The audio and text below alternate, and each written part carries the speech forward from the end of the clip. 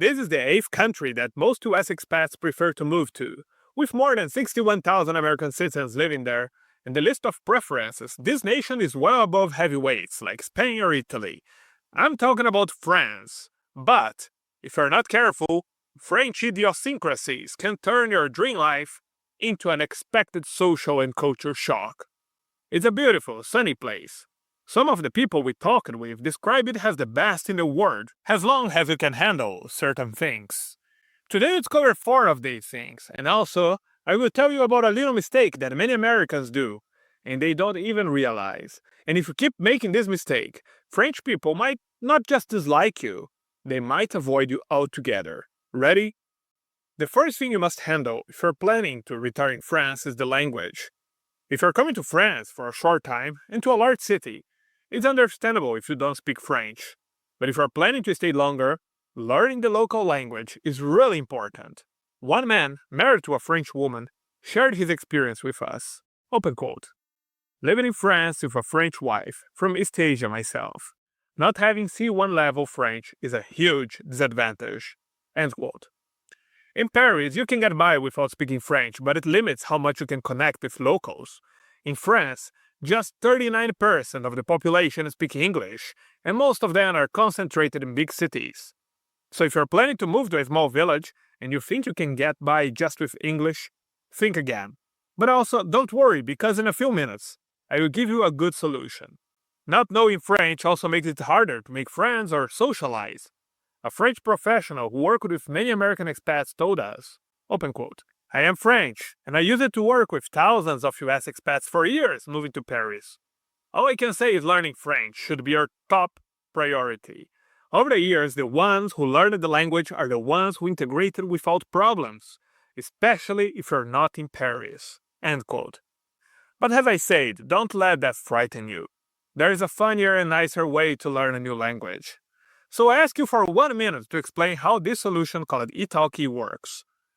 Probably you noticed that English is not my first language, and while my accent is still not perfect, it was much worse. Just check my first videos and you will see. Then I found italki, an online language learning platform where you can have one-on-one lessons through video calls with native teachers in over 150 languages. There I found an accent coach from Hollywood, California, who trained movie stars to improve their pronunciation. His name is Peter Crawford, so we scheduled a class and he corrected many of the pronunciation mistakes that I always did. You get used to the actual physical feeling of the tongue coming through the teeth, which doesn't happen in your language. So you have to learn that consonant and to accept that it's a different consonant than what you grew up with. Yes. Thought. With italki, you can improve your listening and speaking skills in any of the 150 languages they offer, French among them. There you can book a personalized one-on-one lesson to learn with native teachers and improve your listening and speaking skills with more than 30,000 teachers worldwide. Another great thing is that you pay per lesson with no subscription, so you can learn anytime, anywhere. You can even have a lesson during your lunch break. And the best part, the tutors and teachers you will find at italki are much kinder than the average Parisian. Click through the link below in the description or in the comment section to start your language learning journey. Buy $10, get $5 for free for your first lesson by using my exclusive promo code, THEEXPAT.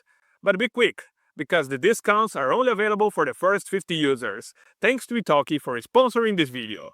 Now, the next thing that you need to handle in France is something sure to spark debate in the comments. Because for some, they are abusive, but for others, they are justified. I'm talking about the numerous strikes and protests. And no, the idea that there are a lot of strikes and protests in France is not just a stereotype, it's a fact. According to research conducted by the Hans Bockler Foundation, Belgium and France have the highest strike rates in the world. Data from the European Trade Union Institute, ETUI, paints a similar scenario. The French are consistently the leaders in the continent in days lost due to strikes. During 2 decades, they lost more than 120 days per year on average. For comparison, countries like Norway or Finland are below 50. And in the UK or Ireland, this number is usually below 30, 4 times less than in France. In Germany, Netherlands, or Portugal, workers strike on average less than 20 days per year. So a French strikes 6 times more than the average German. The scariest thing is that the sectors most affected by strikes are often the most needed, and the absolute champion of strikes is the health and social sector. In this sector, 42.6% of all companies with more than 200 employees were affected by strikes. In other sectors like the food industry and the transport industry, 1 in every 5 companies had their activity affected by strikes. Americans are not used to that. In fact, just a few countries in the world are used to such high number of strikes: Belgium, France, and maybe Canada. A worker strike can affect your routine in many ways. In the health sector, they are particularly tricky because they can directly affect your well-being. Strikes in hospitals, clinics, or social services, but even in other sectors, the consequences can be very unpleasant for you. Imagine you're flying today to attend your son's wedding, only to find out that your flight is canceled because air traffic controllers or airline staff have gone on strike. Of course, often these strikes don't come without warning. So when there is even a possibility of a protest or a general paralyzation happening, it's essential for you to have a plan B or even a plan C. Need to fly, but there's a chance the airline staff will go on strike? Try to book an alternative route with a different company. The public transport in your city is going on a strike tomorrow? Rent a moped today, and so on, but get ready beforehand. Before the next issue of France, I would like to ask a small favor. If you enjoyed this episode, please hit the like and subscribe buttons. The third thing you need to handle, if you are thinking about moving to France, is the navigation through the healthcare system. It might look daunting at first, but totally worth it once you get it. France is world famous for its healthcare system, ranked among the best globally by the World Health Organization. But for non-EU citizens, getting access to this system isn't automatic.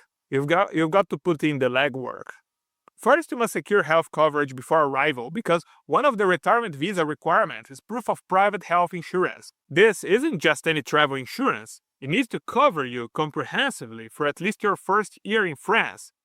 Make sure it's valid across the European Union because, hey, spontaneous trips to Italy are a thing. Once you have lived in France for 3 consecutive months, you can apply for PUMA, Protection Universelle Maladie, France's universal healthcare system. This system covers a significant portion of medical costs, usually 70%, and for major procedures, even more. You need to visit your local CIPAN office to start the process and bring your rental agreement, proof of residency, and a translator if your French isn't up to par. After that, you need to get a carte vitale, which is your golden ticket to reduced medical costs and streamlined reimbursements. You present it at every doctor's appointment or pharmacy visit. Remember that while PUMA covers a lot, it doesn't cover everything. Many French residents, including expats, opt for a supplemental insurance plan called a mutuelle. These plans fill in the gaps, covering co-pays, dental care, and vision. And here is a tip. Embrace the French way of healthcare. Don't be surprised if your French doctor spends more time talking to you than typing into a computer. It's all part of the charm. And yes, house calls are still a thing in some areas, especially in rural France. Appointments can take longer to schedule than in the US, so plan ahead for routine care. Another tip: have a backup pharmacy. Strikes can disrupt not only hospitals, but also pharmacies. Always know the location of a backup pharmacy or pharmacie de garde, on duty pharmacy, especially for managing chronic conditions. Navigating French healthcare may seem like a chore at first, but think of it as learning the ropes for a healthier, happier retirement, because who doesn't want to enjoy an extra croissant guilt-free? The fourth thing you must handle if you plan to retire in France is also quite dramatic: the huge differences between living in large urban areas or small towns and villages in rural settings. If you're planning to retire in France, one of the most important decisions you will make is whether to settle in a large metropolis or a quiet town. On the surface, this might seem like a choice between excitement and tranquility, but the reality is more complicated, and not always as glamorous as the brochures suggest. Large cities like Paris, Marseille, and Lyon are cultural hubs offering plenty of opportunities for socializing, entertainment, and convenience. You'll find a wide variety of restaurants, theaters, museums, and events at your fingertips. But living in these larger cities comes with a price, both literally and figuratively. Paris is one of the most expensive cities in the world, with the average rent for a one-bedroom apartment in the city center costing an average 1,886 euros per month. The cost of dining out, drinking at a local pub, or even having a haircut are much higher when compared to smaller cities. And then there is safety. Larger cities in France have higher crime rates, particularly for pickpocketing and petty theft. I made an entire video explaining how dangerous some arrondissements of Paris are nowadays. Some of them have Latin American levels of criminality, with other large cities is not much better. In our ranking of the most dangerous cities in Europe, Marseille is in the top 10. One could say that one of the greatest advantages of larger cities is the public transport infrastructure, but remember, the entire system is one strike or protest away from complete chaos. In contrast, small towns offer a slower, quieter pace of life. There you might find charming markets, friendly neighbors, and a strong sense of community. The cost of living is much lower, with housing prices often a fraction of what would pay in Paris or Lyon. For example, a countryside home in Provence can cost you less than 200,000 euros. But rural living isn't all lavender fields and serene sunsets. Many small towns lack some infrastructure, like hospitals or even large grocery stores. Public transportation is sparse or non-existent, so owning a car is a must. And while locals in smaller towns are generally more welcoming than their urban counterparts, you must speak decent French. And even so, you might need to handle the feeling of isolation, at least in the beginning. The key to choosing between a large city and a smaller town in France is knowing your priorities. If you thrive on constant activity and social interaction, a city like Bordeaux might suit you. But if you value peace and nature, cities like Annecy could be your place. Remember at the beginning when I said that I also would warn you of a mistake that many Americans do without even realizing, and that might make the French avoid or even dislike them? This mistake is to downgrade certain things the French people hold dear, and to understand which things are those, check this video here at your left.